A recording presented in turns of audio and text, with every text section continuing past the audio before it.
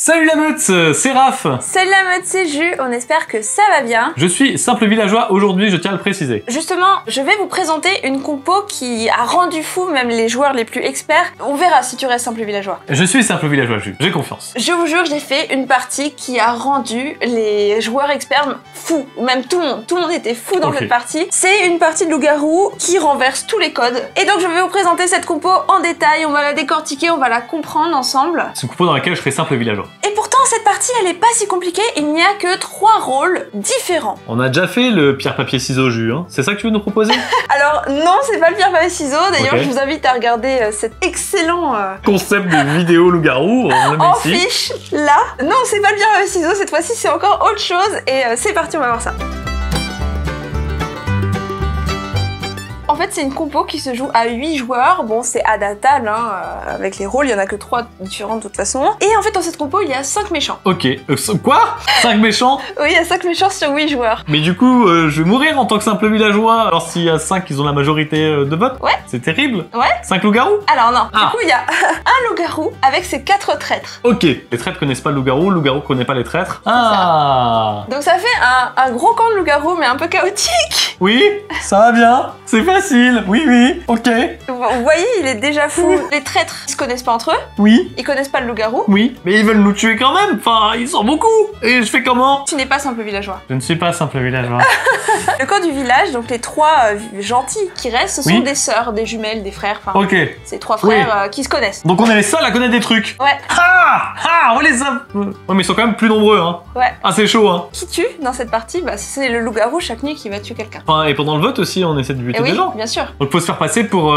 pas pour le loup-garou. Si tu te fais passer pour le loup-garou, Le vrai loup-garou saura que... et le loup-garou il va te manger, tout simplement. Il va faire ah bon, t'es loup-garou toi? Bah t'inquiète, ce soir tu meurs. Oui, bah du coup, vu que son surnombre, il peut se révéler, parce que personne va voter contre le vrai loup-garou, en fait. Bah non, tous les traîtres ils vont donc pas tuer le loup-garou. Donc en fait, la stratégie du Non. loup-garou dans cette partie, j'allais venir, chapitrage, la stratégie du loup.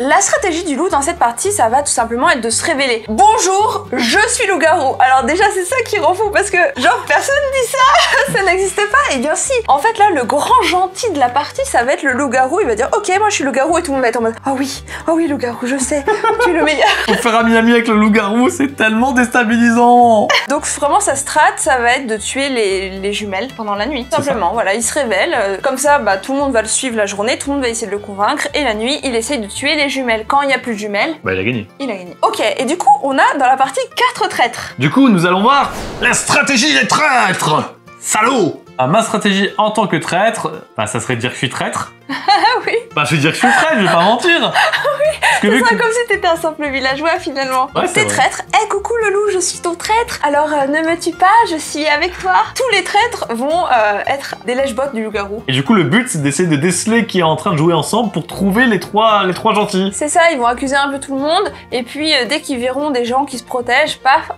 c'est peut-être les jumelles en fait, elles. Ah oui, tout à fait. C'est tendu. Mais du coup, vraiment, on se retrouve dans une partie de Tout loup-garou. inversé. Ouais, tout Le inversé. loup-garou en fait. inversé, quoi. C'est ça, le loup-garou inversé. La stratégie des jumelles. Tes jumelles, qu'est-ce que tu fais, Raph? Bah on se fait tous passer pour des traîtres. Tu peux pas te faire passer pour le loup parce que sinon le loup il va juste te faire attends, toi t'es loup? Ok, je te mange ce soir. Tu t'es passé pour un traître? Bah oui, parce que tu peux pas dire que t'es la jumelle, quoi. Enfin, tu peux pas. T'auras tous les vrais traîtres, les jumelles, qui vont faire genre, enfin qui vont dire qu'ils sont traîtres et qui vont lécher les bottes du loup. En fait, je pense que la clé, c'est de réussir à dire qu'on est traître en étant aussi convaincant que les autres traîtres, sans qu'on voit qu'on est en train de bosser avec d'autres personnes, quoi. Le truc, c'est que le problème c'est que si tu défends les autres jumelles, tu vas être cramé. Ouais. Donc faut vraiment que t'arrives à faire tuer les autres traîtres sans mourir, enfin et sans te faire cramer, c'est vraiment super chaud. Et du coup, est-ce que tu as compris comment les jumelles allaient gagner? En fait, les jumelles, elles doivent réussir à amoindrir le nombre de traîtres, de C'est vrais ça. traîtres, pour qu'elles soient plus que 3 contre 2, par exemple. C'est ça, donc elles vont vouloir tout faire pour que le loup tue des traîtres la nuit. Et une fois que, voilà, elles seront les 3 jumelles qui restent en vie contre le loup-garou et un traître, là, elles pourront faire, bon, c'est parti, hein, on s'est quitté le loup, on va voter contre toi. Ou bien, si une des jumelles meurt, il faudra qu'elle se retrouve seule face au loup. Waouh, ça laisse C'est très peu d'options. giga chaud. Ah oui, C'est- tu m'étonnes. C'est-à-dire que même en tapant au pif, il y a des chances qu'il y ait une jumelle ou deux qui sautent sur le chemin, quoi. Après, la partie, elle est adaptable, c'est-à-dire qu'on peut jouer avec 4 jumelles et du coup plus de traîtres, jouer Ouais. avec un loup. En fait, c'est comme un loup-garou, comme si les loups-garous n'avaient pas le droit de tuer la nuit, quoi. Et qu'il y a un camp gentil qui tuait la nuit, quoi, en finale. C'est ça. Aïe, aïe, aïe, aïe, aïe, aïe. Ça rend fou, c'est très drôle en vrai. Bon voilà, c'est une compo pour 8 joueurs, hein, enfin ça va vite hein, au Et puis, final. comme t'as dit, on peut scale, on peut augmenter, donc c'est cool. Ça va rendre vos potes complètement barjots. Ça va bousculer un peu toutes les habitudes des gens, et en plus de ça, les gens vont devoir réfléchir à leur stratégie, parce que vous avez vu, fallait bien réfléchir quand même. Une fois qu'on a notre plan de jeu, ça va, mais au début, ça perturbe beaucoup, et c'est très drôle. C'est dommage que les jumelles puissent pas se mettre d'accord à un moment la nuit, parce que sinon, je t'aurais bien dit, on fout le dawa, et au moment du vote, on vote la même personne, le loup-garou. Ah, mais les Ah, main jumelles, levée. là, on jouait sur Discord, donc les jumelles, elles discutaient la nuit en chat. Ah, donc il y a déjà des options qui s'ouvrent, mais bon, personne n'ira accuser le loup-garou, donc en fait ça marche pas parce qu'on joue avec un vote par accusation. Ça me rend dingue ce truc, ça me rend dingue. Voilà, essayez-le, devenez fou, mettez-le en commentaire. Et le village s'endort.